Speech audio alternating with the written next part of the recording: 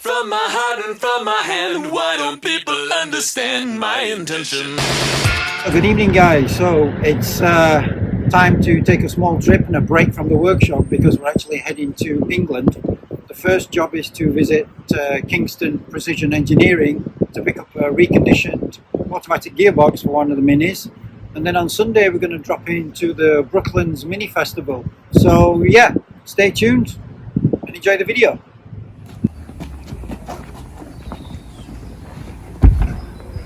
Excellent. So yeah, for the speedo. Yeah, perfect. Good. Good stuff. I wonder if that's actually a better idea just to whiz that on. I don't normally put speedos on because I normally specific to the car, so I'm sending it out to.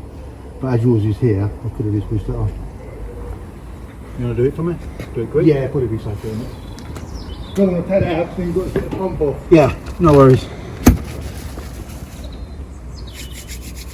Flywheel puller, it does metric and imperial, so Verto and non-Verto, pre-Verto. Perfect.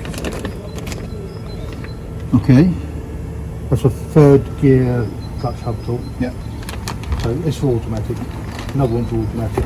Okay. I'm a bit short at the moment, but, and then there's a converter puller. Yeah, perfect. Super. As you see, all the part numbers on them. Yeah.